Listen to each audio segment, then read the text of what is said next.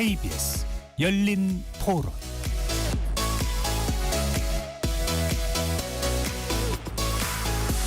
안녕하십니까. KBS 열린 토론 배종찬입니다. 지난 3일 밤 선포된 비상계엄의 파장이 커지고 있습니다. 계엄의 절차적 정당성 논란을 비롯해 내란죄 성립 여부도 논란이 되고 있는데요. 이번 사태의 중심에 있는 김용현 국방부 장관은 사태의 책임을 지겠다며 사의를 표명했고 대통령 재가가 빠르게 이뤄진 상황입니다. 하지만 정치권과 시민사회에서는 대통령의 책임을 거론하며 퇴진을 요구하고 있습니다. 정치권은 8년 만에 다시 탄핵 정국으로 접어드는 양상인데요. 45년 만에 선포된 비상계엄, 정당한 절차와 요건을 갖췄는지 어떤 정치적 파장을 불러오고 있는지 자세히 토론해 보도록 하겠습니다. KBS 열린 토론 지금부터 시작합니다. 치열한 토론 속에서 더 나은 세상을 찾아갑니다. 올바른 세상을 만드는 첫걸음. 평일 저녁 7시 20분 KBS 열린 토론. 오늘 토론 함께 해주실 세 분 전문가 소개합니다. 김진 전 중앙일보 논설위원 나오셨습니다. 안녕하세요. 법학자이시죠. 노동일 파이낸셜 뉴스 주필 나오셨고요. 네, 안녕하십니까. 노동일입니다. 최창렬 용인대 특임교수 자리해 주셨습니다. 예, 안녕하십니까. 예. KBS 열린 토론 문자로 참여하실 분은 샵 9730으로 의견 남겨주실 수 있고요. 단문 50원, 장문은 100원의 정보 이용료가 붙습니다. KBS 1라디오의 모든 프로그램은 유튜브에서도 함께할 수 있으니 많이 들어와 주시고 구독 꾹 눌러주시고 좋아요도 많이 보내주시면 좋겠습니다. 앞서 오프닝에서도 말씀드렸는데요. 지난 3일 밤 비상계엄이 선포된 이후 다음날 새벽 해제 선언까지 약 6시간이 걸렸습니다. 먼저 세 분께 짧게 먼저 의견을 주시면 좋을 것 같은데요. 이번 비상계엄 선포와 해제 과정을 어떻게 보셨는지, 무엇이 가장 큰 쟁점이라고 보시는지 먼저 김진 전 논설위원께서 말씀해 주시죠. 만약에 이것이 정식 계엄이라고 하면 너무나 엉성하고 내용이 부실하고 윤석열 정권의 국가 통치 능력까지 의심할 정도로, 그리고 과연 이런 정도의 능력으로 북한의 도발을 포함한 위기 상황에 대처할 수 있을 것인가. 우리 군의 능력도 매우 의심스러운 수준이고, 그런데 윤석열 대통령의 주장대로 경고용이었다고 한다면, 경고요라고 하는 것은 일종의 그러면 맛배기 계엄을 했다는 거 아니겠습니까? 그러면 내용이 엉성하고 여러 가지로 이상한 부분이 이릉 이해가 되는 측면도 있는데, 계엄을 이런 식의 일종의 맛배기 계엄으로 경고용으로 할 수 있다라고 생각한 어떤 그 발상이 대통령의 통치 능력의 심리적 구조에 대한 심각한 의문을 제시한다. 네. 이것이 이제 이것이 위헌적인 요소가 다분히 있고 굉장히 탄핵 소추가 되면 탄핵이 인용될 가능성이 높다. 이런 것들은 많은 분석이 이루어졌기 때문에 일단은 제가 그런 측면을 좀 지적을 하고 싶습니다. 알겠습니다. 노동일 교수께서는요? 근데 한마디로 쉽게 이해하기도 어렵고 또 보면서도 믿기도 어려운 그런 광경이었죠.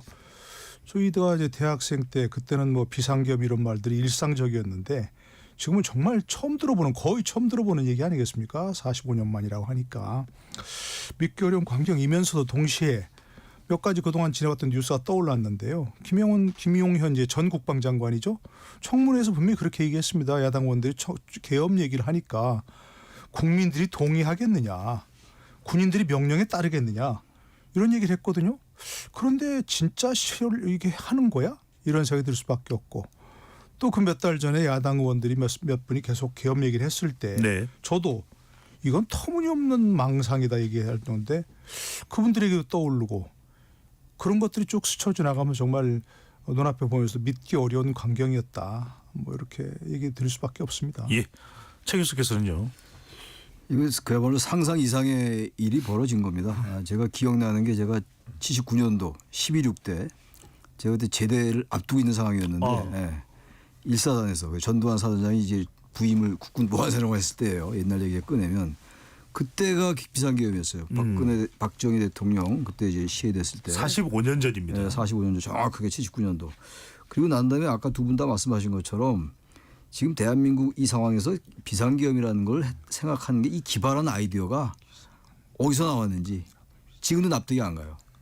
위헌이다 뭐 이런 건 뭐 당연한 얘기들이고 어떻게 지금 자신에게 처한 여러 가지 위기를 극복하기 위해서 뭐 김건희 여사 특검 관련도 그렇고 탄핵 여러 가지 뭐 난발 이런 야당의 탄핵 난발 이런 것들을 모면하고 위기를 타개하고자 한다 하더라도 어떻게 이런 기발한 생각이 났을까라는 그 얘기밖에 드릴 게 없어요.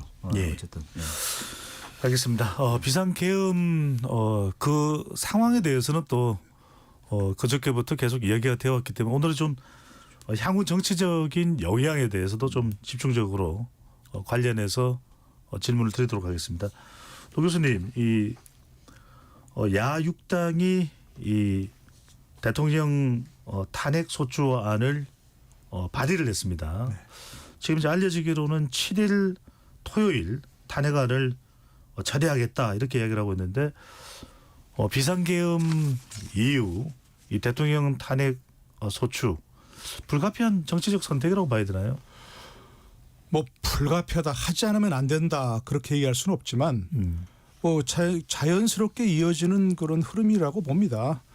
기본적으로 지금 뭐 어디 좀 조그만한 뭐 국지전이라도 있다든가 아니면 뭐 좀 소요 사태가 있다든가 그러면 그것들이 과연 헌법에서 정하는 비상계엄 선포 요건인 전시사변 기회에 준하는 비상사태냐 이런 거에 대한 논란이 있을 수 있습니다. 그런데 지금 이 상황이 비상사태는 아니다라는 것에 대부분이 일치하지 않습니까? 그러니까 그런 것을 통해서 뭐 그것이 뭐 야당의 폭거에 대한 경고지든 아니면 뭐 무력 시위든 아니면 정말로 뭐 하려고 했는데 실패를 했든 간에 그런 것들을 떠나서 이런 상황을 뭐 그냥 방치하고 그냥 넘어갈 수는 없는 상황이니까 그것이 예를 들어서 뭐 좀 이따 말씀드리겠습니다만 내란죄에 해당하냐는 이제 그것도 변론으로 하고 만약 그것을 확정되려면 그것도 굉장히 시간이 많이 걸리지 않겠습니까? 네. 뭐 수사를 통해서 기소를 통해서 해야 되니까. 근데 그런 건 좀 시간이 걸리니까 일단 국회에서 할 수 있는 그런 것들은 뭐 탄핵 소추를 발의하는 뭐 그런 것들이 좀 수순이라고 봅니다. 그것이 이제 가결되냐 안 되느냐 또 혹시 가결되어서 헌재로 넘어가면 인용이 되느냐 안 되느냐 그런 문제는 정말 차후 문제고 현재 야당으로서는 그런 행보를 취할 수밖에 없는 그런 뭐 상황이라고 봅니다. 네. 네. 김진호 의원은 어떻게 보시는지요? 같은 날 김건희 여사 특검법도 본회의에서 재의결될 예정입니다. 그러니까 이 탄핵 소추안 결의 그리고 김건희 여사 이 특검법 재의결도 이날 있을 예정인데 어떻게 보시는지? 야당이 한 두세 가지를 노리는 것 같아요. 일단은 김건희 여사 특검법이라고 하는 이 세 번째 발의 표결 아닙니까? 이 문제를 이 탄핵 소추안 표결과 엮음으로써 대통령의 계엄령 선포가 여러 가지 원인 중에서 김건희 여사를 보호하려고 하는 목적도 있다라는 것을 부각시키려는 의도가 있다고 저는 판단을 하고 예. 두 번째는 지금 현재 국민의힘이 당론으로 부결시킨다고 결의를 했는데 그러면 아예 국회 본회의장에 입장을 하지 않는 방법으로 그러니까 이탈표를 막기 위해서 무기명 비밀투표를 해서 이탈표가 생기는 상황을 막기 위해서 아예 본회의장에 입장을 하지 않는 이런 식의 방법을 취할 가능성이 높은 것으로 보이는데 김건희 여사 특검법을 동시에 표결하는 걸로 하면 김건희 여사 이것을 부결시키기 위해서는 본회의에 출석을 해야 됩니다. 예. 반드시 출석을 해야 돼요. 왜냐하면 출석 의원의 과반수 찬성으로 결정이 되니까 출석 의원의 3분의 2죠. 제 표결이니까. 자, 그럼 일단 국민의힘 의원들을 출석시켜 놓고 탄핵 표결을 먼저 할지 김건희 여사 특검법 표결을 먼저 할지 모르겠습니다만은 일단은 국민의힘 의원들을 본회의장에 붙들어 매는 그런 효과가 있고 물론 이제 그때 이제 국민의힘에서 기권을 하거나 아니면 본회의장 의석에 좌석에 앉아 있으면서 뭐 이 보이콧을 하거나 방법을 취하겠지만 그런 두세 가지 포석이 있다고 봅니다. 알겠습니다. 최 교수님, 네. 이 김건희 여사 특검법 재의결과 탄핵 소추안 또 표결을 같은 날에 배치한 건 상당한 국민의힘에는 압박이 된다고 봐야 될까요? 좀 전략적인 것 같아요. 지금 이제 말씀하신 것처럼 일단 그 출석을 유도하는 거죠. 원천적으로 지금 이제 부결을 하기 위해서는 아예 안 들어가는 거 아니에요. 예. 보이콧하는 건데 그걸 할 수가 없죠. 김건희 여사 특검을 부결시키려면 재표결, 예. 재의결에서 부결시키기 위해서는 들어와서 반대를 해야 돼요. 재결이니까 불출석을 하면은 그냥 통과가 되거든요. 통과되는 것은 안 돼요. 네. 반드시 말씀처럼 반드시 출석해야 되거든요. 그런 걸 노린 거라고 보고 이건 뭐 사실 뭐 원내 전략이죠. 이 부분이야. 그리고 이제 그게 7일 날이 토요일이잖아요. 토요일이니까 집회가 많이 열릴 거예요. 이번에는 지난주까지는 그 민주당 주최의 장외 집회가 동력을 그렇게 썩 받지 못했어요. 이번 주는 그렇지 않을 것 같습니다. 제가 볼 때 비상계엄 이후에 첫 열리는 집회니까 제가 지금 오면서도 광화문 쪽 보니까 아주 거기도 뭐 대단히 소란스럽더라고요. 그런 것들을 의도한 것 같아요. 그러니까 이제 장외 집회가 열린 상황 속에서 김건희 여사 특검과 네. 대통령의 탄핵 소추가 같이 표결되는 것은 상당한 압박이 될 수 있죠. 7일 토요일이 또 장애 집회가 예고돼 있는 날이기도 합니다. 그죠? 그래서 그러니까요. 그렇기 때문에 그런 부분을 노린 거라고 보는데 이제 관건은 김건희 여사 특검도 특검입니다만 대통령 탄핵 소추가 생각보다 빨리 발의가 되고 빨리 표결에 들어가는 거잖아요. 지금. 그러니까 이 부분이 어떻게 될까가 가장 관건이에요. 앞으로 예. 말씀 나누겠습니다만 글쎄요 어떤 상황이 올지. 근데 중요한 거는 국민의힘이 일단 당론을 부결로 했으니까 부결이 될 것 같긴 한데 예외적인 상황이 있을 수 있다고 생각해요. 우리 정치가 워낙 지금 예측 불허의 상황이 워낙 많이 발생하고 헌정사상 초유가 너무 많아요 지금. 그래서 이 부분도 알 수 없다. 네. 그렇게 생각합니다.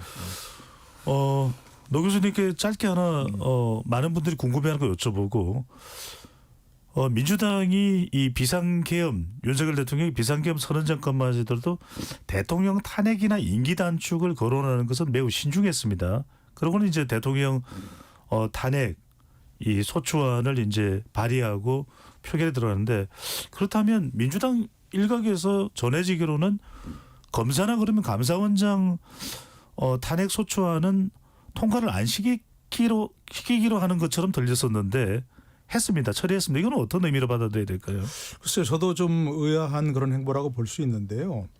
뭐 기본적으로 지금 일정에서 알려지기로는 뭐 최재 감사원장에 대한 탄핵이라든지 이창수 서울중앙지검장에 대한 탄핵 이런 것들이 이제 이번 그 어떤 탄핵 비상계엄의 뭐 일종의 트리거가 되었다, 격발력이 되었다 이렇게 얘기를 하는데 결국 이제 뭐 김건희 여사 관련됐다고 알려지고 있는 그 관저 이전이라든지 또 뭐 김건희 여사의 수사에 대한 뭐 불소추를 한 불기소 결정을 한 그런 중앙지검의 수사를 재개할 수도 있지 않느냐 이런 것 때문에 이제 그 이른바 좀 뭐 경로했다고 할까요? 뭐 그런 것이라고 알려지고 있는데 지금 비상계엄에는 동의하지 못하더라도 네. 윤석열 대통령이나 여권에서 얘기하고 있는 그런 탄핵 남발 야당의 탄핵 남발 또 뭐 정말 예산안 해가지고 자기들 마음대로 하는 그런 어떤 폭거에 대해서는 정말 저 기분 윤석열 대통령의 어떤 기분은 좀 이해할 수 있겠다 이런 사람도 있거든요. 그렇다면 지금 이제 탄핵에 집중을 하려면 그야말로 이런 것들은 뒤로 미룰 수도 있는 겁니다. 민주당 입장에서는. 그래서 여쭤봤습니다. 예, 네. 그러니까 뒤로 미뤄서 저는 현명하다고 개인적으로 생각하고 우리가 그야말로 이것들은 어떤 정말 명분이 있어서 하는 것이지 어떤 뭐 좀 이른바 밖에서 많이 얘기하는 것처럼 뭐 방탄을 위한 것이라든지 이런 것이 아니다라고 하려면 일단 탄핵에 집중하고 여당 의원들의 어떤 그 참여를 이끌어내고 설득하고 이런 모습을 보여야 하는데 여전히 탄핵을 계속해서 진행하고 이런 것들은 정말 그런 것들이 뭐 시급한가 예. 하는 의문을 품게 할 수밖에 없고 이런 모든 것들이 뭐 비상계엄이라는 것은 동의 못하더라도 그런 명분에 윤석열 대통령이 얘기한 명분에는 어느 정도 좀 고개를 끄덕인다라고 하는 사람이 늘릴 거 아니겠는가 저는 좀 그런 생각은 듭니다. 알겠습니다. 자, 어쨌거나 국내외 시선은 모두 오는 7일 윤석열 대통령 탄핵 소추안 표결에 맞춰져 있습니다. 최 교수님, 네. 한동훈 대표의 판단이 상당히 또 중요해 보입니다. 대통령 탈당을 요구하는데 이건 좀 바로 관철이 안 되고 있는 상황이고 탄핵은 막겠다고 하는데 위헌적 계엄을 옹호하려는 것은 또 아니다. 한 대표는 무슨 생각을 하고 있는 것일까요? 한동훈 대표의 말이 대단히 애매해요. 예. 비상계엄 선포되고 난 직후에 위법하고 불법적인 계엄이다라고 분명히 얘기를 했어요. 위헌적이고 불법적인 계엄이라면 당연히 반대해야죠. 그게 논리적이지 않습니까? 근데 지금 반대 안 하겠다는 거 아니에요. 물론 그건 정치적인 이유니까 이른바 정무적 판단에 의해서 할 거예요. 지금 탄핵이 당장 이제 발의가 돼서 통과가 되면 대통령의 직무는 정지되죠. 2016년도 17년도에 우리가 그걸 봤으니까 예. 그 혼란을 막기 위해서 일단 시간을 벌겠다는 건 이해가 가요. 이 정치적인 면과 법리적인 면이 같이 가는 거니까 우리 정치에서 어쨌든 정치와 법치가 지금 완전히 뒤엉켜 있는 상황이거든요. 이해는 가는데 또 이제 그 부결을 당론으로 했는데 통과시키지 않도록 노력하겠다 이런 발언도 했단 말이죠. 그건 완전히 통과가 만약 돼도 이 가결돼도 난 책임 못 진다라는 얘기로 드릴 수도 있어요. 그러니까 지금 제가 한동훈 대표 입장은 충분히 이해를 합니다. 제가 한동훈 대표라도 그렇다고 지금 위법적이고 불법적인 계엄이라고 얘기했다 하더라도 탄핵 이거 발의 우리 통과시킵시다 이렇게 얘기할 수 없는 상황이죠. 예. 그런 상황이고 그래도 그렇기 때문에 이제 이재명 대표가 사실상 뭐 다음 대통령으로 이제 거의 예약한 상태가 되는 거니까 이해는 갑니다만 보다 분명한 메시지를 낼 필요가 있을 것 같아요. 지난번에 김건희 여사 특검도 관련해서 국민의 눈높이를 얘기했었잖아요. 예. 그러고 나서 그거 완전히 들어왔어요. 그다음 특별 감찰관 얘기를 했다고요. 또 그 얘기도 지금 위험에다가 상황이 이렇게 온 거란 말이죠.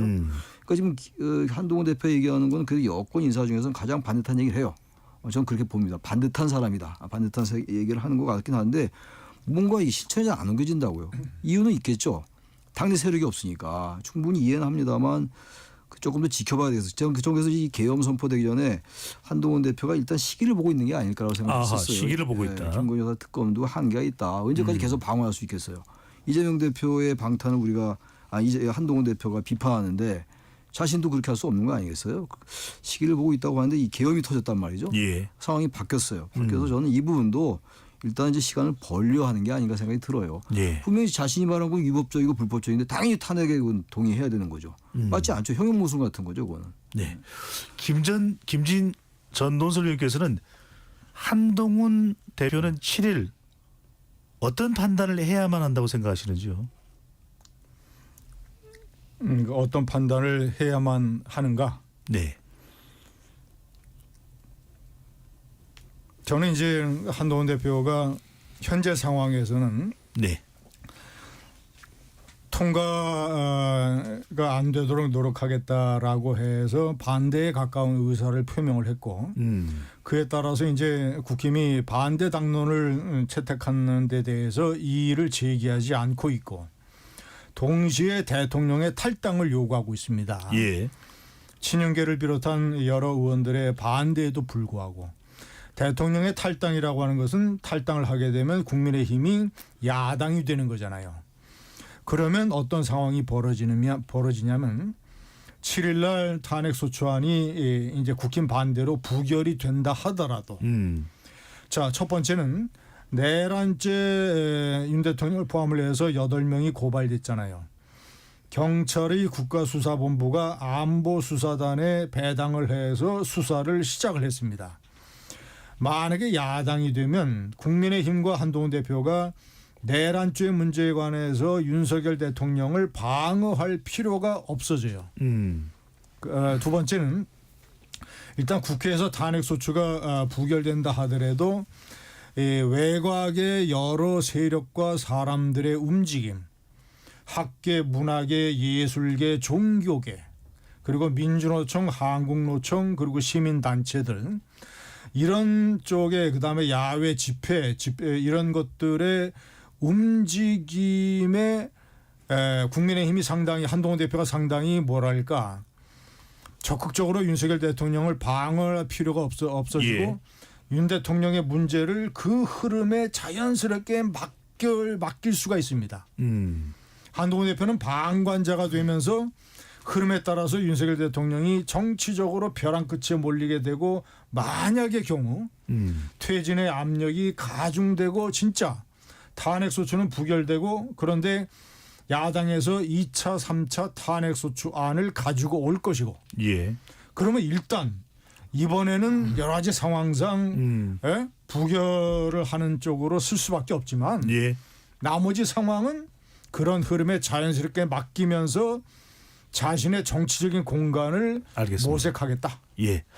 그러니까 7일 탄핵 소추안 표결에는 한동훈 대표가 반대 가능성이 높다라는 의미로 이해를 하는데 노동일 주필 또 이제 사실 법학자이시기도 하시니까요. 이거 하나 확인하겠습니다. 만약에 대통령이 탈당하면 여당은 없어지는 겁니까? 그렇죠. 뭐 일단 우리가 여당이라고 부르는 것은 네. 대통령 소속 정당을 얘기하는 것이죠. 물론 이제 대통령제하에서는 여야라는 개념이 없다. 예. 개각제 있는 개념이다라고 얘기하지만 우리가 흔히 지금까지 그렇게 얘기해 왔으니까 탈당을 하더라도 당정협의는 할 수 있습니까? 뭐 한다면야 못 하겠습니까? 그러나 그것은 여당으로 입장에서가 아니고 만약 그렇게 되면 예전에도 한번 그런 경우가 있었죠. 그럴 때 여당도 부르고 야당도 부르고 함께 네. 아니면 또 따로따로 만나든지 해가지고 뭐 국회와 대통령실과 행정부가 함께 협의하는 그런 모습을 보일 수 있는 거죠. 예. 그러나 우리가 이제 일단 얘기하는 여당이라고 하는 건 없어지는 게 맞는 거죠. 네. 근데 저는 그 대통령의 탈당이 그렇게 주저가 될 이유가 없을 것 같아요. 지금 대통령의 탈당이 뭐가 의미가 있습니까? 대통령이 현직을 유지하냐 유지하지 않느냐가 관건인 것이지. 예. 지금 비상계엄 지금 이 우리가 이 상황을 말이죠. 비상계엄이 선포됐다는 걸 항상 머리에 두고 얘기를 해야 돼요. 비상계엄은 아까 저도 그랬고 두 분 다 말씀하셨습니다만 상상할 수 없는 조치가 내려진 거거든요. 이 상황에서 대통령을 저는 국민이 품고 있을 이유가 없다고 생각합니다. 물론 네. 보수가 이제 뭐 괴멸한다 얘기하는데 뭐 저 탄핵 관련해 가지고 윤 대통령이 보수입니까 지금? 보수는 그렇게 비상계엄 선포하는 거예요? 그런 거 아니잖아요. 그래서 저는 그 이른바 친윤이라는 분들이 그렇게 무슨 대통령의 탈당은 안 된다라고 얘기하는 것도 이게 과거의 관성이 그대로 묶여 있는 거 아닌가. 비상계엄이 선포됐다는 상황을 지금 잊고 있는 거예요. 가만히 들여다보면 그렇습니다. 여러 지금 네. 특히 친윤 의원들의 발언들 보면 말이죠. 이재명 대표의 저도 탄핵 남발 비판 많이 해왔어요. 저도 비판 많이 하고 여러 가지 문제에 대해서 그 감액 예산도 좀 헌정사상 초유였고 예. 민주당이 말이죠. 근데 지금 그걸 얘기할 계제가 아니다 이런 얘기예요. 알겠습니다. 그런 면에서 대통령의 탈당 가지고 얘기를 그렇게 오래 할 거 아니다. 최 교수님 보시기에 7일 이 탄핵 소추안 결의는 가결 쪽입니까? 부결 쪽입니까? 좀 부결될 가능성이 높을 것 예. 같아요. 현재로서는. 이어서 여쭤봅니다. 네. 국민의힘 소장파 의원 5명이 오늘 윤석열 대통령에게 임기 단축 개헌을 요구를 했습니다.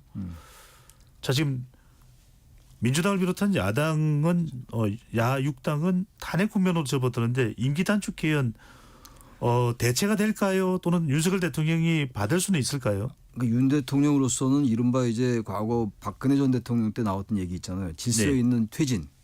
이러한 측면이라면 그 임기 단축을 전제로 한 개헌이 가장 바람직할 거예요. 근데 그게 쉽지 않을 겁니다. 임기 단축 개헌이라는 게. 제가 봐도 혼란을 좀 최소화하고 그리고 여야가 좀 상생하려면 나름 또 혼란을 줄이고 그러려면 임기 단축 개헌이 맞는데 이런 문제가 발생해요. 헌법을 명백히 위반한 걸로 보이는데 거기에 대한 탄핵이 없이 임기 단축 개헌으로 한다. 그건 과연 국민들이 용납할까? 그러니까 전혀 다른 별개의 영역들이 같이 공존하고 있는 겁니다. 지금. 제가 객관적으로 봐도 그런 거 따지지 않고는 그냥 임기 단축 개헌해서 4년직제로 하든지 내각제로 하든지 그렇게 간다면 이재명 대표도 별로 싫어하지 않을 거예요. 이재명 대표는 제가 뭐 직접 물어보진 않았습니다만 네. 어쨌든 조기 대선을 해가지고 이 사법 리스크를 원천 해소하는 게 가장 좋을 거라고요. 그건 마찬가지예요. 탄핵도 마찬가지고 임기 단축 개헌도 마찬가지이기 때문에 크게 싫어하지 않을 거예요. 근데 그렇게 여야가 같이 그건 야합하는 거 아니에요? 저는 그건 있을 수 없다고 생각해요. 근데 그걸로 갈 가능성이 높아요. 근데 그러나 야당이 그렇다고 해서 탄핵 소추를 없던 걸로 하고 임기 단축 개헌에 동의할 수 있나? 그건 제가 동의하기 어렵습니다. 그거 하면 쉽지 않을 거예요 아마. 도 교수님. 지금 윤 대통령의 어떤 통치 기능이 상당히 좀 기능을 발휘하기 어려워졌다. 이런 전제를 놓고 보면 몇 가지 이제 시나리오를 충분히 생각할 수 있죠. 정치권 얘기 나오는 것들에서 지금 말씀하신 임기 단축 개헌도 한 방법일 수 있는 것이고요. 또 지금 뭐 바로 급박한 탄핵도 가능한 것이고 만약 가결이 되고 이제 헌재에서 인용된다는 걸 전제로 하는 겁니다. 또 자진하야도 좀 일부 얘기하는 사람도 있지 않겠습니까? 그런 시나리오들이 있는데 어떤 것도 지금 다 막히는 게 왜 그러냐. 탄핵도 지금 국민의힘 내부에서도 비상계엄 선포에 대한 비판 여론이 굉장히 높고 또 국민들도 굉장히 비판 여론이 높지만 비상계엄에 대한 문제 제기와 또 별개로 탄핵안에 대한 찬성은 망설인 이유가 뭐냐. 하야도 마찬가지 임기 단축 개헌도 마찬가지. 그것을 뭔가 국민들도 마찬가지로 그 여당 내부에서 망설인 이유가 뭐냐. 그건 당연히 이재명 대표가 대통령이 된다는 걸 예약하는 거예요. 그것을 아까 교수님도 얘기하셨지만 그거에 대해서 과연 그럼 윤석열 대통령이 지나가고 사라지고 이재명 대표가 대통령이 되는 그런 세상은 더 나은가? 이에 대한 확신이 없는 거예요. 사실 국민들도 그렇고 여당 내부에서도 그렇고. 네. 물론 당장 급박한 것은 뭐 국민의힘 포함한 그런 보수 세력이 괴멸된다고 하는 과거 2016년 탄핵에 대한 그 트라우마 때문에도 있지만 실제로 정말 뭐하는 많은 사람들이 중도층이 특히 망설인 이유 지금까지 야외 집회가 성공하지 못했던 이유 중에 하나가 예. 바로 그런 것들입니다. 탄핵에 대한 부담감이 있다. 예. 노 교수님 이거는 뭐 가정에서 여쭤보는 겁니다. 만약에 오는 7일 대통령 탄핵 소추안이 부결되면 다시 재발의가 가능합니까? 물론이죠. 그건 네. 뭐 어떤 것도 지금 뭐 무슨 기판력이라든지 그런 것이 있는 게 아니니까요. 예, 재발의가 네. 가능하다. 그럼요. 일각에서는 이제 국회 요구로 계엄이 해제된 것이고 지금 대통령실의 설명도 합법적 틀 범위 내에서 비상계엄을 선포했다고 해서 탄핵 사유가 성립하지 않는다라고 주장하는데 이 부분 어떻게 보시는지요? 그래서 이제 그것은 조금 더 얘기하고 만약 그런 논리가 통한다면 지금 탄핵도 그렇고 뭐 여러 가지 무슨 예산안 처리도 그렇고 모든 것이 헌법적 권한 범위 내 국회의 권한 범위 내에서 행해지는 거 아닌가요? 다 정족수 채워서 뭐 그렇게 하는 것들이 이제 불법을 저지르는 게 아무것도 없잖아요. 그러니까 그런 형식 논리는 바로 되받아칠 수 있는 그런 부분이 있는 것이고 예. 이제 예를 들어서 지금까지 그런 어떤 형식 절차를 밟아왔다 얘기하지만 우리가 가장 문제 삼는 것은 그런 형식 절차가 아니고 헌법에서 정한 비상계엄 선포 요건이 있는데 전시사변 그에 준하는 비상사태라고 하는 것이 있는데 과연 지금의 상태가 그러한 비상사태 우리가 보통 얘기하는 것처럼 전국적인 무슨 소요가 있어갖고 경찰력으로는 도저히 치안 유지가 안 된다든가 아니면 국지전이 벌어진다든가 하는 것을 상정하는 그런 생각들 하고 있는 거지 상식적으로 합리적으로 생각하는 것이지 지금의 야당의 그런 뭐 우리가 폭거라고 얘기한다면 그런 폭거가 과연 그런 비상사태에 해당하느냐. 예. 원초적으로 그런 실체적 요건 때문에 요건에 맞지 않는다. 알겠습니다. 그런 것 때문에 얘기를 하는 자, 거죠. 그래서 지금부터 바로 야당에서 주장하는 그 부분에 대해서 세 분과 이야기를 나눠보겠습니다. 지금 이제 야당에서는 민주당을 비롯한 야당은 윤석열 대통령이 내란죄다. 김영현 전 국방부 장관에 대해서도요. 이상민 행정안전부 장관에 대해서도 내란죄를 묻겠다라고 이야기를 하고 있는데 자, 이 부분에 대해서 이제 세 분과 이야기를 나눠보겠습니다. 먼저 김진동 전 논술위원요. 그 얘기하기 직전에 네. 임기 단축 개헌에 대한 그 의견을 좀 한 가지 말씀드리면 저는 이 임기 단축 개헌이 이번 비상계엄 사태와 상관없이 대통령의 임기를 1년 줄여서 4년 대통령 중임제로 하는 것이 우리나라의 이익에 저는 맞다고 봅니다. 4년 대통령 중임제 개헌을 찬성하는 사람들이 많잖아요. 이재명 대표도 아마 찬성을 하죠. 원칙적으로는. 그러면 윤석열 대통령의 이 비상계엄 사태로 인한 탄핵 소추라고 하는 이 상황을 우리 사회가 극적으로 이용을 해서 활용을 해서 자 원칙적으로 이제 그 구체적인 여론조사 수치를 인용하기보다는 오늘 나온 여론조사에 보면 탄핵 반대보다 찬성이 3배가 많아요. 예. 자세한 내용은 저희가 설명을 드리겠습니다. 오케이. 네, 자, 그런 내용의 상황에서 보면 원칙적으로는 만약에 그런 것을 다 바탕으로 하고 이 비상계엄이 워낙 위헌적이기 때문에 국민의힘이 찬성을 해서 대통령의 이런 위헌적 상황을 탄핵으로 단죄하는 것이 원칙상 맞는 얘기라는 의견이 다수지만 그 미국 검찰의 플리 바게닝 제도가 있잖아요. 예. 피고인이 유죄를 인정하고 형량을 검사와 협의를 하는 그러면 대통령이 비상계엄의 잘못을 심각한 잘못을 인정을 한다. 자, 그런데 지금의 즉시 하야는 어려운 것이고 네. 그 국민의힘은 탄핵을 반대하는 현실적인 정치적인 이유가 있고 그러면 윤석열 대통령이 잘못을 인정해서 플리 바게닝 하는 것처럼 그러면 임기 단축을 해서 4년 대통령 중임제로 바꾸는 걸로 하자. 여야가 합의를 해서. 네. 그러면 한국 정치와 한국 국가의 오랜 수건과 숙제가 이 문제를 활용을 해서 풀릴 수가 있다. 그런 이 바람이 하나 있는데 그런 논의가 정치적으로 가능하다는 것도 말씀을 드리고 예. 다만 여기서 한 가지 이 장애물일까 이건 뭐냐면 1년 반을 대통령 임기가 남게 됩니다. 그러면 내후년 6월에 지방선거에 맞춰서 대통령 선거를 치러야 되기 때문에 그러면 제가 듣는 정보로는 조희대 대법원장이 이재명 대표의 사법 문제를 적어도 내년 1년 안에는 대법 확정 선고까지 하겠다라는 의지가 강하다는 거예요. 예. 그러면 이재명 대표로서는 내년에 말이죠. 만약에 조희대 대법원장이 하는 것처럼 해서 공직선거법이 2심에서 유죄가 되고 그것이 대법원에서 확정되는 것이 내년 안에 끝나버리면 예. 알겠습니다. 대통령 후보가 될지도 될 수 없을지도 모른다. 그래서 알겠습니다. 이재명 대표의 그런 의중이 장애가 될 수 있다. 그런 측면을 제가 말씀드립니다. 예. 조사 결과 확인해 드리고요. 내란죄는 다른 패널 분께 여쭤보도록 하겠습니다. 앞서 말씀하신 조사 결과 오늘 소개드린 모든 조사는 중앙선거론조사심의위원회 홈페이지에서 확인 가능합니다. 리얼미터가 에너지경제신문 의뢰로 지난 4일 실시한 조사 결과이고 윤석열 대통령 탄핵에 대해서 찬성인지 반대인지 물어봤는데요.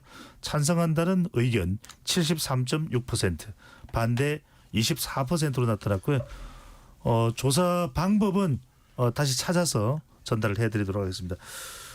최 교수님께서는 이 내란죄, 야당이 주장하는 윤석열 대통령 내란죄 부분에 대해서는 어떻게 보시는지요? 내란죄는 이제 이건 뭐 헌법 개헌법이 아니라 형법상의 문제잖아요. 그러니까 내란이라는 거는 이제 국헌을 문란하게 할 목적, 폭동, 모의 이런 게 이제 전제가 돼야 되겠죠. 근데 이제 또 내란이라는 거는 권력을 갖지 않은 자가 권력을 탈취하기 위해서 하는 게 내란이다 이런 얘기잖아요. 예. 일반적으로. 근데 지금 대통령은 권력을 가지고 있다고요. 그런 면에서 볼 때는 내란죄가 언필칭 성립 안 할 것 같긴 한데 이 친위 구테타라는 게 있어요. 친위 구테타라는 건 뭐냐면 원래 구테타라는 거는 권력을 찬탈하기 위해서 하는 게 구테타예요. 5.16 같은 경우 12.12 군사반란 같은 거 그런 게 구테타인데 친위 구테타라는 거는 권력을 가진 자가 하는 게 친위 구테타입니다.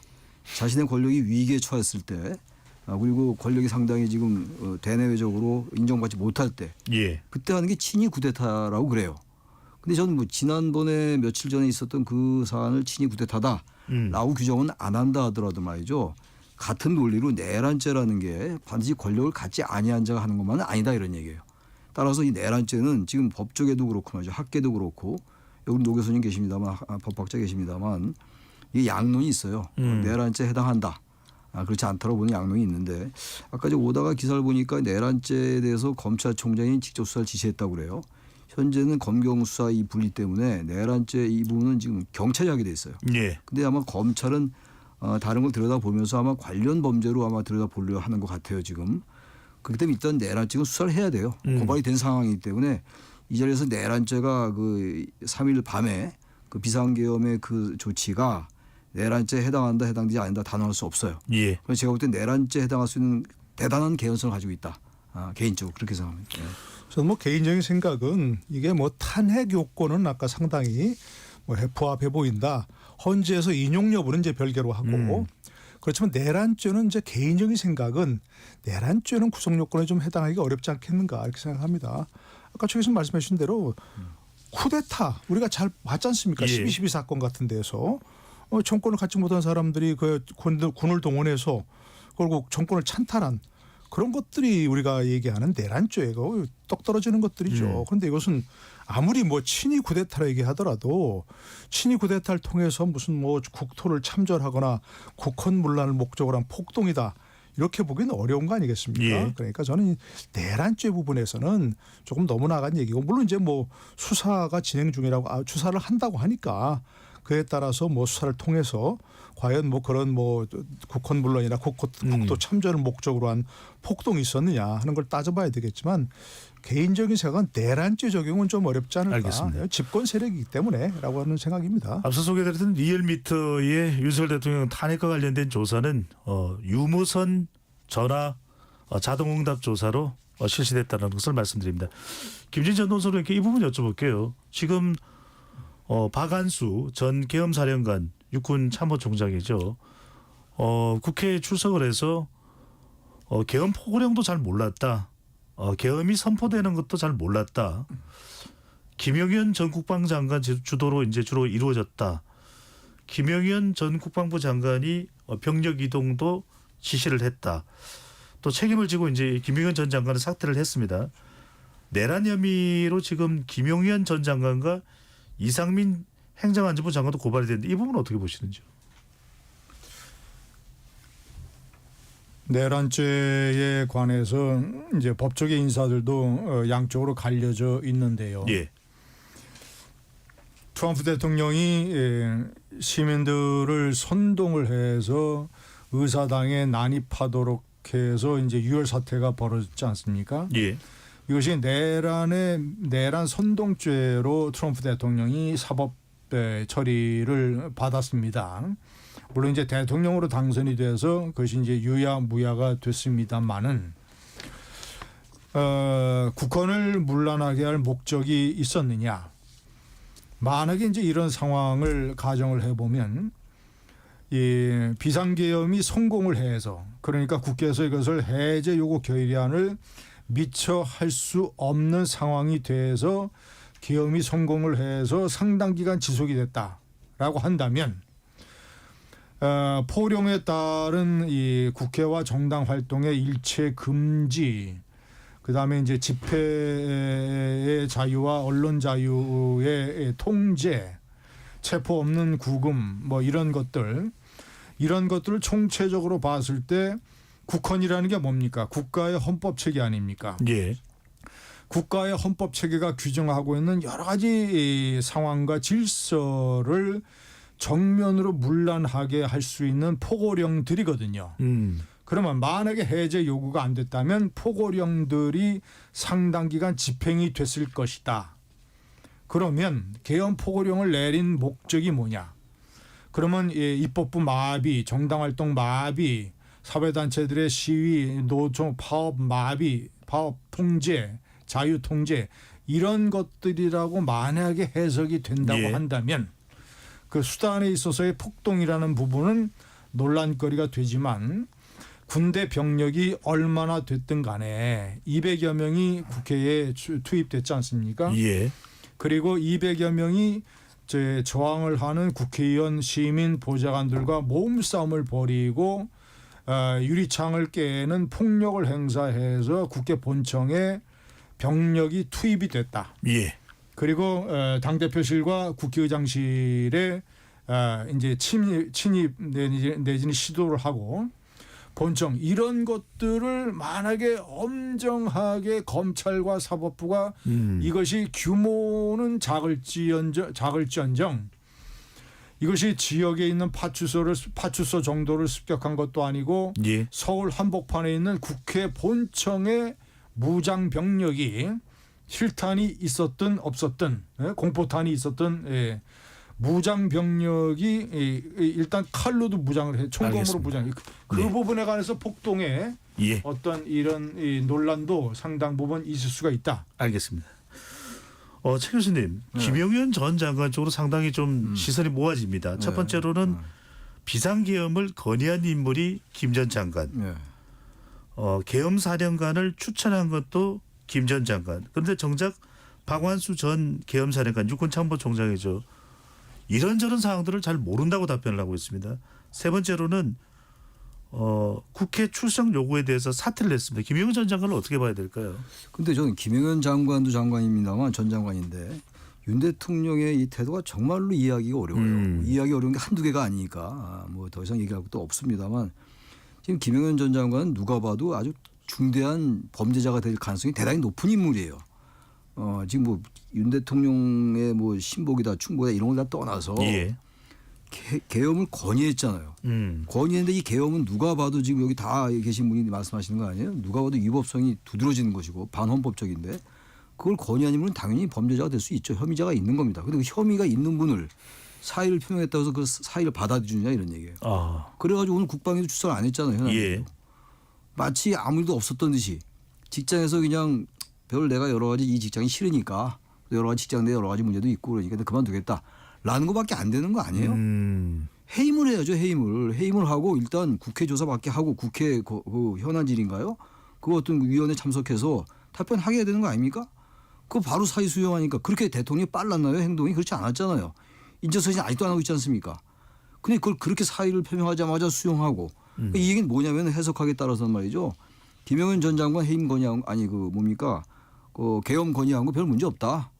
그거를 보여주는 거예요. 아하. 이런 태도를 가지고는 말이죠. 또 오늘 보니까 이제 언론을 보고 아는 건데 이 지금 지금 내란죄지를 우리가 얘기하고 있는 거 아닙니까? 어떻게 될지 안 될지 예. 모르지만 근데 지금 야당을 두고 내란을 획책하는 명백한 반국가행위다라고 얘기했다고 전해지고 있어요 지금. 그 이런 대통령의 이른바 애티튜드 태도 이런 상황에서 임기단축 계획이 나올 수가 없어요. 지금 대통령이 그걸 명백하게 김영현 전 장관도 사의를 표명하자마자 해임을 하거나 책임을 지우거나 본인도 어쨌든 여러 가지 사과를 표명하고 그래도 그건 뭐 전혀 100분의 1도 안 되는 겁니다만 지금 그런 게 전혀 아니잖아요. 지금 정당했다는 거 아닙니까? 그래서 저는 어쨌든 다시 본론 돌아가서 김영현 전 장관의 사의를 수용해서 해임하지 않고 이건 도저히 이건 국민 우롱하는 거다. 저는 그렇게 생각합니다. 알겠습니다.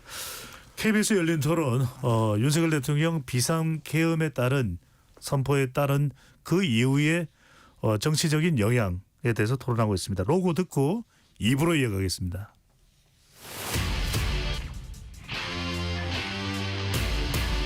토론에 정답은 없습니다. 토론이 세상을 바꿀 수도 없습니다. 하지만 질문은 새로운 세상을 만들 수 있습니다. 질문으로 올바른 세상을 만드는 첫걸음 KBS 열린 토론.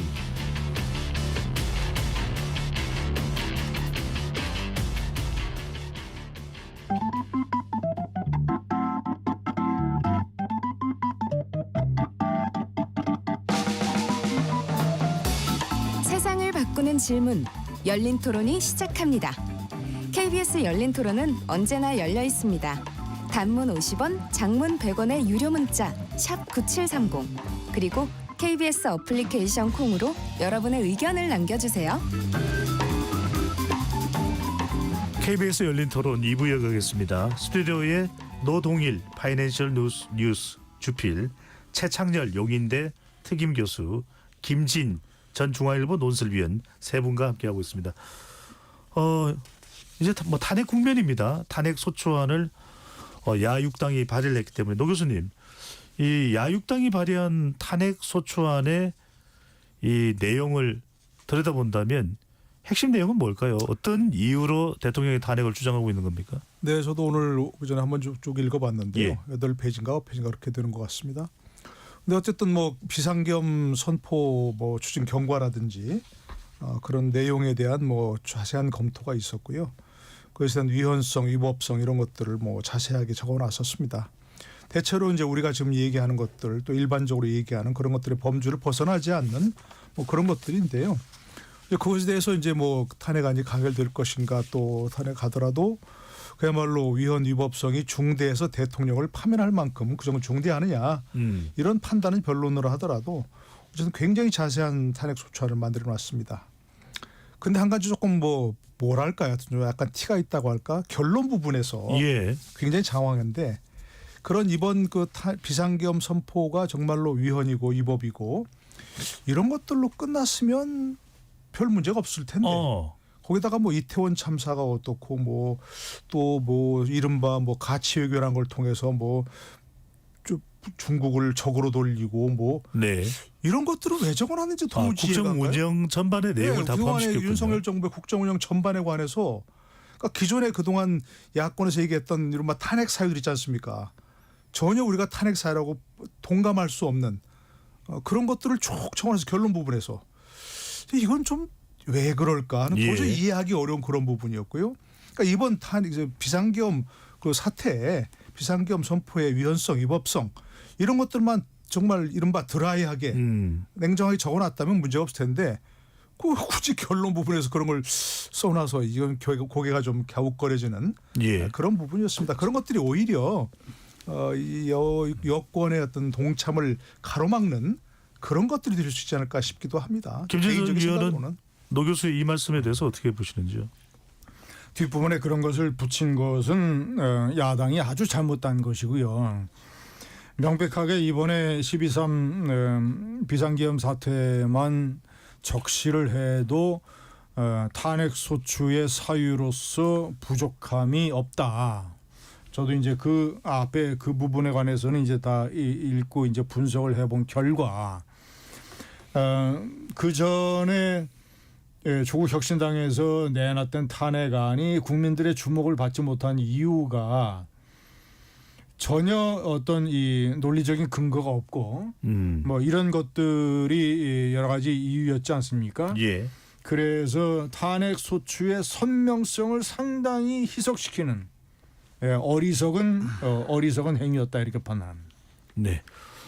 어리석은 행위였다라는 것은 패널의 주관적인 의견으로 제가 전달을 드리겠습니다. 노 교수님, 근데 이제 이 헌법재판소로 만약에 이제 넘어간다면 지금 많은 보도가 되고 있지만 헌법재판소의 재판관이 현재 3명이 공석입니다. 이 부분은 실제로 탄핵 소추안이 의결된다 하더라도 헌법재판소에서 심의를 하는데 차질이 빚어지지는 않나요? 뭐 그야말로 뭐 원래 7명 이상이 참석해서 6명 이상이 찬성으로 탄핵을 인용하도록 그렇게 돼 있는데 네. 현재 6명인데 지금 현재 다른 사건에서 이중 방송통신위원장 탄핵 사건에서 6명으로 심의를 할 수 있다라고 헌재가 일단 가처분을 인용해 놨습니다. 예. 그렇기 때문에 6명으로 심의를 할 수 있다고 생각하는데 그걸 만약에 지금 현재 탄핵안을 가결시켜서 헌재로 넘기면 민주당은 오히려 부담스러울 거예요.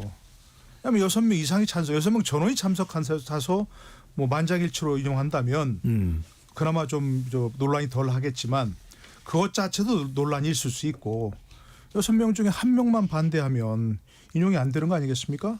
그래서 저는 민주당이 지금 너무 서두른다는 생각이 들고요. 첫 번째 우선 그런 헌재 구성 문제가 있고 네.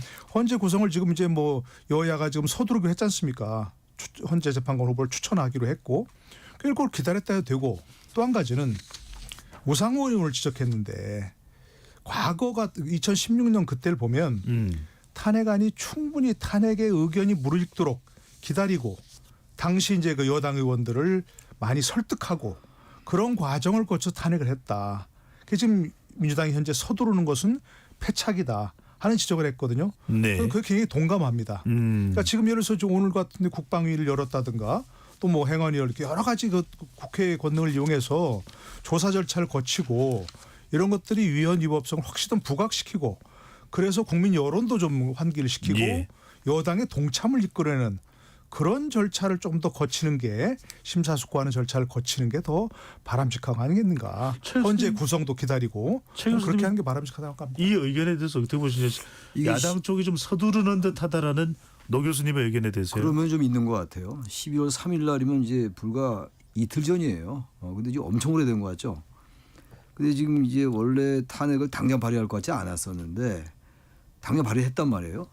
그리고 이제 표결에 들어가는 거예요. 들어가는데 뭐 워낙 이 지금 비상계엄 자체가 무슨 뭐 크게 논란이 필요 없을 정도로 반헌법적이다라는 걸 거의 동의하는 거 아닙니까? 뭐 다른 생각을 가진 사람은 물론 있겠습니다만 이러니까 탄핵 소추에 충분한 요건이 되죠. 그냥 하긴 하는 건데 탄핵이라는 게 어쨌든 워낙 뭐 진영 간의 대립이라든지 또 정당 간의 이 대결 구도 이런 걸 완전히 증폭시키는 거 아닙니까? 예. 그런 상황이라면 조금 더 상황을 보는 것도 나쁘지 않았을 것 같아요. 그래서 이재명 대표가 어쨌든 이 사고 리스크 이런 부분을 빨리 해소하려는 거 아닌가라는 그런 생각을 할 수가 있죠. 근데 지금 야당 얘기는 그거에 왜 이렇게 빨리 서두르냐 그러니까 박주민 의원의 얘기가 박주민 의원이 그랬나 누가 제가 그건 모르겠습니다. 정확히 예. 야당의 얘기는 또 어떤 일을 할지 몰라서 일단 그 권한을 좀 직무를 정리시켜야 김민석 의원이었던 것 같아요. 정확히 잘 기억은 안 나는데 그렇게 얘기를 하더라고요. 그러니까 당장 또 비상계엄에 준하는 그런 행동을 할지 모르니 일단 대통령 권한을 좀 박탈해야 되겠다. 일단 직무가 정지되는 거니까 탄소추가 이제 의결된 말이죠. 그런 얘기를 하는 것 같아요. 또 그 얘기도 들으니까 비상계엄 자체라는 게 워낙 뭐 예상 밖의 일이고 그야말로 초현실적이고 비현실적인 얘기였기 때문에 그럴 수도 있겠다는 생각이 드는데 조금 서두르면 있어요. 조금 더 상황을 좀 보고 예. 좀 그랬으면 좋겠는데 하루 만에 바로 발의한 것 같으니까 했으니까 이건 조금 더 그러면 좀 있긴 있습니다. 예. 김 전 의원은 어떤 의견이신지요? 야당의 판단은 이런 것 같습니다. 윤석열 대통령이 또 비상계엄을 할지 모른다라고 하는 것은 일종의 핑계고, 자 일단은 몇 가지 전략적인 판단을 분석을 해보면, 첫째는 비상계엄 사태라고 하는 영화 속에서나 나올 법한 2024년에는 상상도 할 수 없는 일에 대한 많은 국민들, 아까 이제 여론조사 결과도 나왔었습니다만, 많은 국민들의 분노와 충격이 식기 전에 이 안건을 테이블 위에 올려야 되겠다라는 그런 판단이 하나 있고, 두 번째는 설사 국민의힘이 준비가 안 돼서 가결에 참여를 안 한다 하더라도 1차 부결이 되면 민주당이 판단할 때는 국민들에게 봐라, 국민의힘은 이 너무나도 명백한 위헌 사태와 대통령의 엄청나게 중대한 잘못도 감싸주려고 하고 탄핵에 반대하는 정당이다라는 이미지를 일단 주고, 한 차례 주고, 또 이제 시간이 어느 정도 지나서 뭐 예를 들어서 이제 외곽의 시위나 집회나 뭐 이런 것들의 분위기가 이어지고 이제 내란죄 부분에 관한 수사가 진행이 되고 해서 두 번째 탄핵 소추를 해서 쉽게 얘기하면 전쟁에서의 2차 공세, 2차 공세를 했는데도 그때 만약에 국민의힘 내에서 역학구조의 변화가 있어서 탄핵의 가결에 참여를 해서 가결이 되면 뭐 그건 그것대로 좋고, 네. 부결된다 하더라도 봐라, 또 부결시킨다. 지금 여러 가지 상황이 벌어지고 뭐 내란죄 수사가 어떻게 되고, 그때 예를 들자면 국방이라든가 청문회 국회를 통해서 여러 가지 오늘 이제 이 박한수 참모총장의 증언 같은 이런 이거 참 이해하기 어려운 이런 사실들이 폭로가 만약에 이어지고, 그러면 2차 3차 계속 공세를 해도 이것은 야당의 입장에서 봤을 때는 불리한 게 아니다. 이런 전략적 판단을 하고 있는 것 같아요. 알겠습니다. 자, 이번 윤석열 대통령의 비상계엄 선포, 또 국회에서의 해제 이후의 이 과정을 보면서 많은 분들이 지적하는 것이, 최 교수님, 포고령의 내용입니다. 네. 포고령의 이 계엄 비상계엄 포고령이죠. 이 내용에 대해서 뭐 좀 지적할 부분 있으실까요? 참 이해가 안 가는 게, 김용현 전 장관이 건의를 했다고 하는데 최소한 법적인 부분을 검토를 했을 거 아닙니까?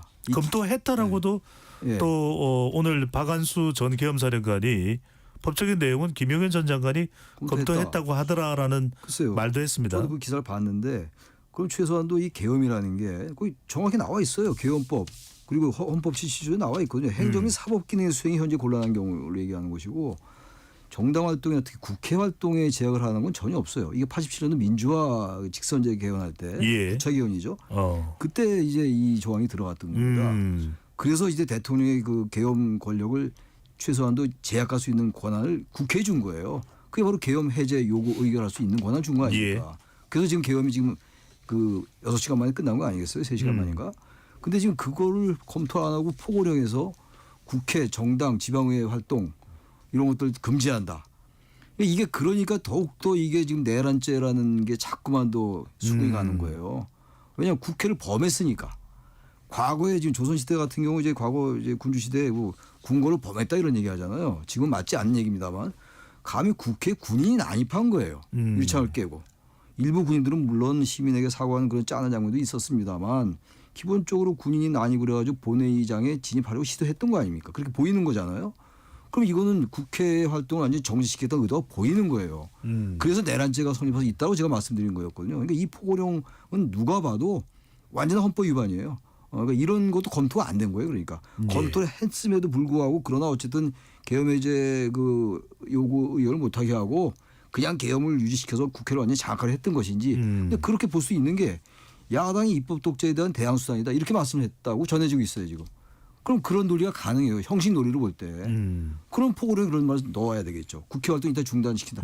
우리가 하는 과거의 계엄이 그런 거 아닙니까? 국회의원 연행하고 완전히 정지시키고 그거 아니에요. 그걸 획책했던 거 아닌가라는 알겠습니다. 의심이 들 정도로 예. 그건 대단히 잘못된 거다. 지금 많이 지적되는 부분은 바로 처단이라고 하는 표현하고 전공이 관련되는 내용이 들어가 있는데 노 교수님 이걸 법적 검토를 받았다라고 이야기가 전해지는데 누구한테 받았을까요? 글쎄 뭐 군에도 이제 법무 담당자들이 있고 네. 뭐 국방부도 있고 그러니까 뭐 그런 법무 검토를 받았다고 하는 좀 의심스러운 게 과거에 그 우리 시대에 있었던 또 우리 대학생 때 경험했던 그런 박정희 시대의 계엄령 또 이제 그 신군부의 계엄령 이런 것들을 보면 이런 첫 번째 조항에 바로 정치활동 금지가 들어가 있어요. 그러니까 그걸 복부됐다고밖에 볼 수 없는 것이고 또 처단이라고 하는 그런 것들도 계엄법에 그 있는 내용이고요. 그러니까 과거 것들을 갖다 베낀 거고 그런데 한 가지 새로운 게 바로 이제 전공의 얘기죠. 이걸 보면서 사람들이 좀 헛웃음을 칠 수밖에 없는 게 예. 아니 전공의들 파업하고 계엄하고 무슨 상관이 있냐 그야말로. 그리고 현재 비상계엄을 하면서 윤석열 대통령이 들었던 야당의 폭거하고도 무슨 관계가 있냐 하는 생각을 해볼 수밖에 없는 것이거든요. 그러니까 너무 요즘 뭐 전체적인 진행 과정도 그렇지만 너무 어설프고 이 굉장히 중요한 것 중에 국민들이 무서워하는 것보다 오히려 조롱하는 게 더 심각한 것이거든요. 이런 거저밖에 안 되나? 이 정도의 역량밖에 안 돼? 이렇게 생각할 수밖에 없는 그런 것들이 단적으로 여기 지금 포고령에 들어가 있는 거예요. 과거에 어떤 것 갖다 베끼다 보니까 검토를 못했고 그에 대해서 예. 과거 헌법과 우리 헌법이 다른 게 뭐가 있는지도 판단을 못했고 더더구나 기본적으로 뭐 무슨 전공의 얘기 이런 걸 넣은 것을 보면 사람들의 참 비웃음을 살 수밖에 없는 뭐 그런 행위가 아닌가 싶습니다. 예. 김진 제가 우리 뱅커의 첫 번째 질문에 그런 말씀을 드렸는데 정식 계엄을 했다면 너무나도 엉성하고 부실한 계엄이다. 어떤 식의 판단이 드냐면 이 정권은 계엄조차도 할 능력이 없는 정권이다. 저 포고령의 수준을 보면 그리고 오늘 저 국방위 청문회에서 박안수 계엄사령관과 김선호 국방차관의 여러 가지 증언을 보면 예. 김영원 국방장관은 이제 대통령과 김영원 전 경호처장은 뭐 중앙고 1년 선후배 사이고 대통령이 가장 신뢰하는 이 정권의 인물 아닙니까? 그러니까 단순 추정컨대 대통령과 김용현 국방장관 간의 계엄에 관한 합의가 있었던 걸로 보여요. 예.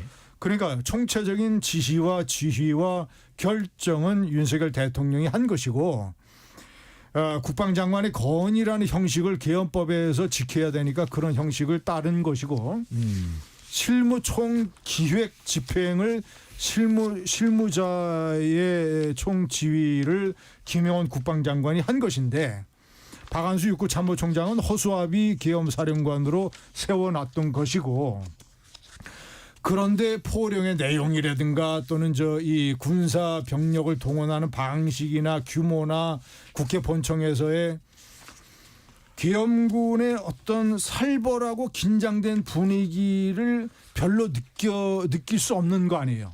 예. 젊은 병사들이 계엄의 취지에 동의할 수 없고 의아해하기 때문에 그런 측면도 있지만 전체적인 그림을 보면 대단히 이걸 병정놀이 하는 것도 아니고 계엄이라고 표현할 수 있는 살벌한 긴장감과 비장미와 이런 것이 거의 없었다. 네. 좀 더 진행해서 말씀드리면 저는 김용원 장관이 이런 정도의 기획과 연출을 할 수 있는 능력을 가진 사람이라면 김용원 국방장관이 현직에 있었는데 북한이 심각한 도발 사태를 벌여서 준전시 상태라도 만약에 생겼다면 네.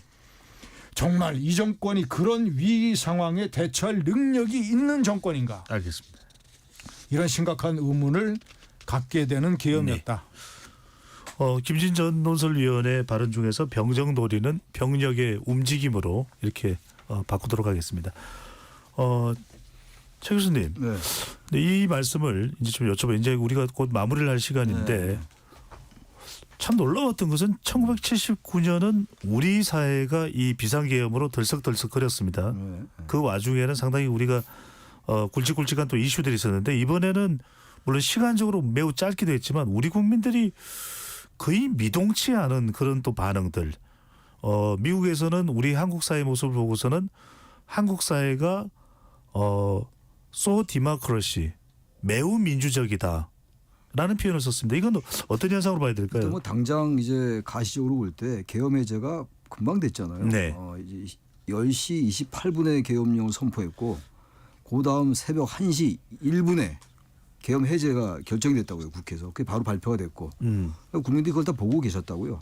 그러니까 일단 그 동요가 적을 수밖에 없죠. 그런데 저는 그렇게 간단히 볼 건 아니라고 보는 게 제가 봐도 계엄군의 이런 것들은 작전의 개념도 없는 것 같긴 했어요. 왜냐하면 그럴 수밖에 없는 게 군이 같이 공유하지 않은 거예요. 전 대한민국 국군의 능력을 절대 과소평가하지 않습니다. 북한의 어떤 뭐 준전시한테는 충분히 대응 잘할 거라고 확신해요. 예. 확신하는데 김영현이라는 사람하고 대통령 둘이 야합한 거나 마찬가지예요. 그리고 아주 극소수의 군하고 해서 병력을 동원한 거거든요.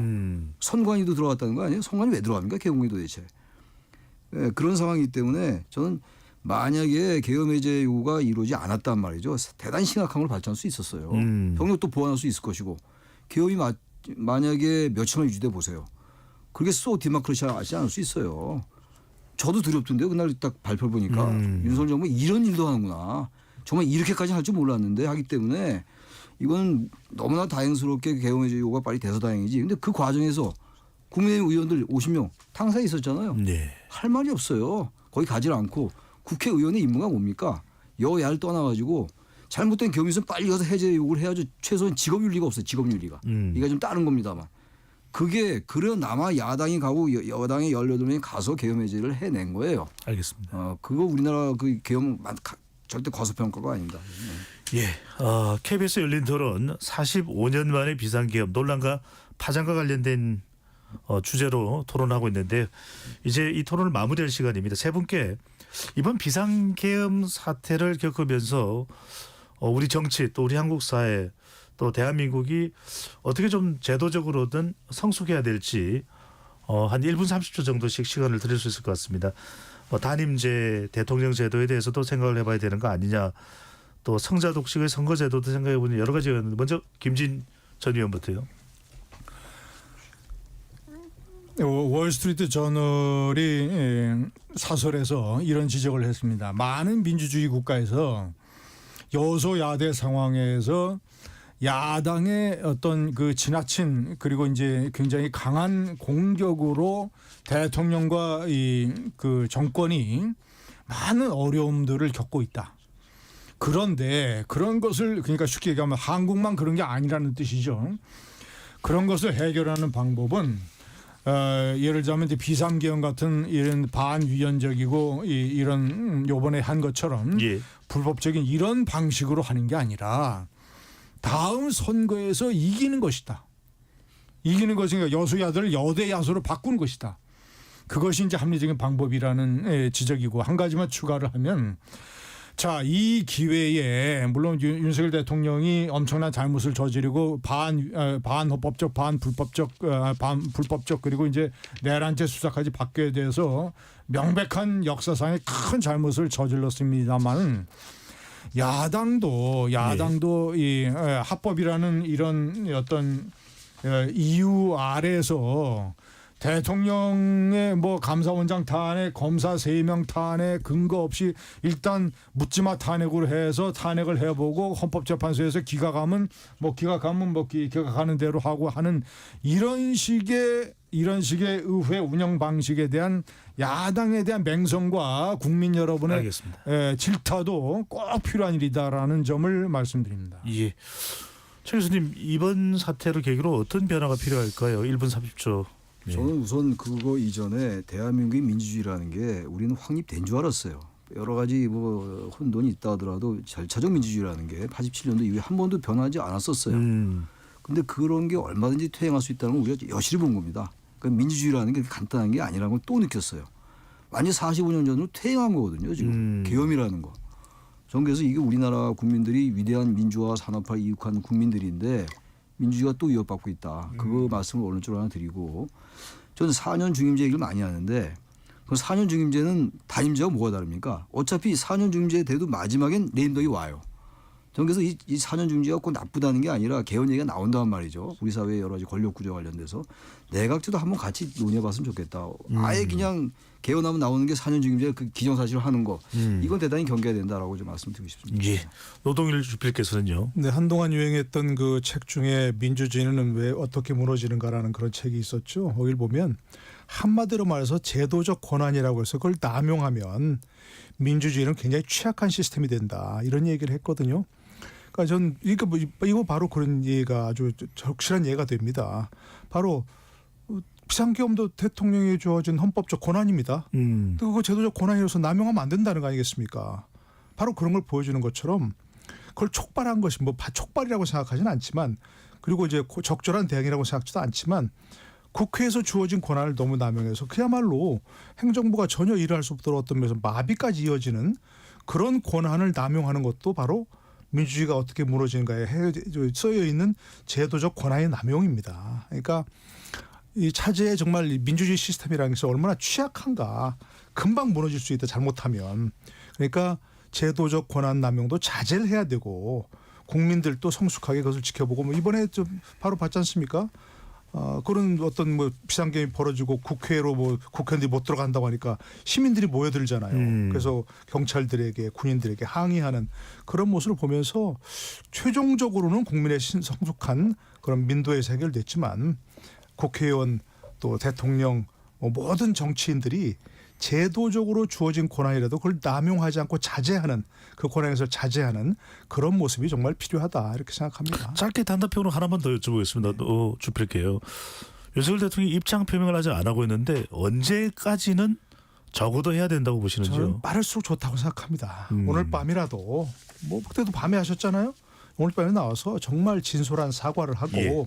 그 입장 표명을 하고 왜 이렇게 할 수밖에 없는가를 정말 진솔하게 다시 한번 설명을 하고 그러나 그것이 지나쳤다 죄송하다 이런 진솔한 입장 표명이 있으면 국민들은 납득합니다 어느 정도. 그리고 지금 상당히 야외 집회 이런 것들이 사그러지고 있었는데 불씨에 기름을 부은 거거든요. 그런 걸 끌 수 있는 것도 바로 대통령의 진솔한 사과 입장 표명이다. 생각합니다. 알겠습니다. 앞으로의 상황은 어떻게 될지요? KBS 열린 토론은 계속해서 시선을 고정해 두도록 하겠습니다.